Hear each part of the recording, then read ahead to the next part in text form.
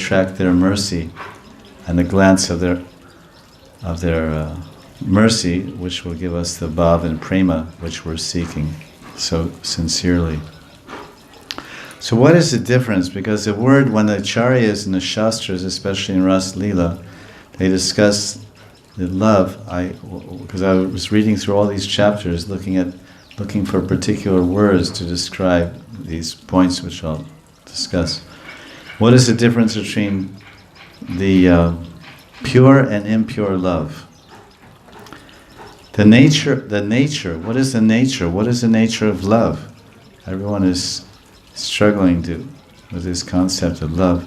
So what is the nature of love? One of the main themes of Rasa Lila is to define and to display and distinguish divine transcendental love, Krishna Prem, from mundane, worldly, ordinary, quote, love. In the Rasa Lila, in these 5 chapters, when we look at the Rasa Lila in a little analytical way, we see that Shukadeva Goswami, he frequently uses different words to describe love.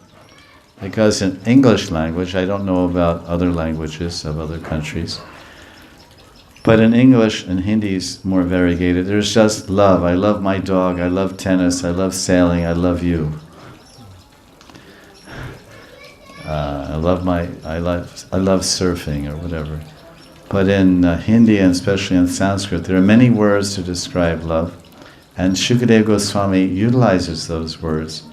So since the topic is pure love versus impure love, it will help us by examining these words.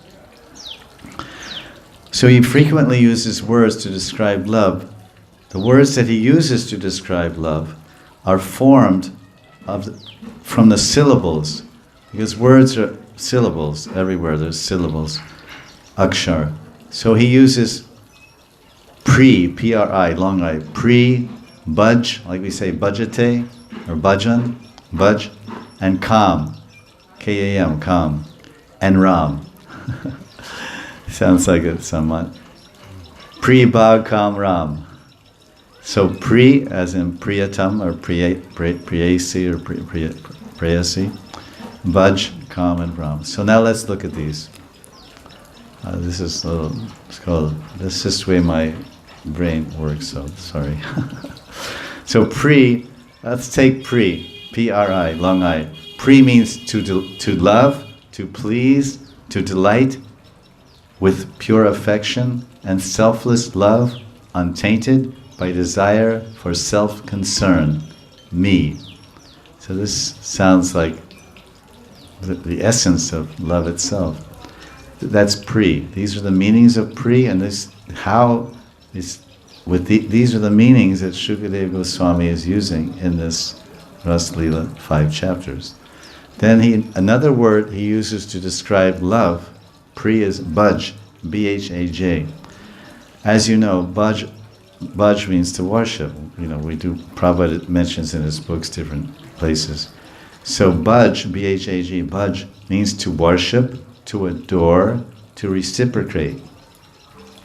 So these 2 syllables, which indicate love, Pri and bhaj, imply affectionate love that appears in varieties of love relations. But when we're describing prem with the verbal roots kam and ram, it implies passionate love and amorous intimacies. So you can describe love from affection, pri, or bhaj, but then when you use these words, ram, like ramate, or raman, or you use kam, which generally is translated as desire or lust, then it goes into a deeper, more, this meaning. It implies passionate love and amorous intimacies. So now, in Krishna's Rasa Lila, with the Vraja-gopis, here it is actually a display of lust, or this question is the Rasa Lila a display of lust or kam, Or is it pure love, Krishna Prem? Because many people, they look at the Rasa Lila, they say, they see the surface, they don't understand. So Chaitanya Charitamrita has a long discussion to compare and contrast lust with love, pure love with impure love. So Krishna's Kaviraj, he says the difference between worldly love, kam, because worldly love, I'm lusty, or we say, oh, he's a kamini. Kamini means he's a lover, a lady lover, or a kanta. So the difference between worldly love, kam, and transcendental divine love, Krishna Prem, he says, desire to please my own senses is kam, and a desire to please the senses of Krishna is prema, or transcendental kam. So kam, this material kam is like iron, it's black, blind, and darkness. Where the Krishna Prem uses this analogy is like gold. One is iron, black and not much value, and the other is gold, shining with the pure light, the sun, like the sun. So in Gita, Krishna, Kama is described as a negative state, because Kama means lust, Kamesha, Krodesha, Rajaguna, Samudvava, Trividam Narakastyeram, Trividam Narakastyeram. Krishna is telling in Gita, there are 3 doorways to go to hell. If you want to go to hell, we have 3 doorways. You can go through door number 1, 2, or 3. Take your choice. Door number 1 is Kamesha, Krodesha, Raja, lust and anger. Lust, anger, and greed. These are the 3 doorways. Trividam Naraka. You can go to Narak. So one of the big doorways is lust. So then this is there in the Gita. So it's a negative state. If we have greed, and we have anger, and we have lust, then Krishna is saying this is not good. This is a negative state in which the soul is controlled by the 3 worldly forces, or gunas, and has unending desires to sensually enjoy. So we see 2 types of kam.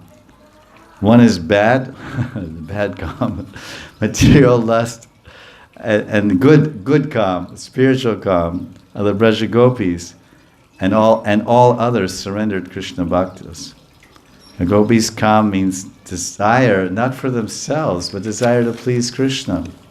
Like you may see devotees, they seem very passionate but they're passionate about serving Krishna, pleasing Krishna. At least we hope that it's a transparent passion, because if there's a mixture of little, me, then it's not gopi-like.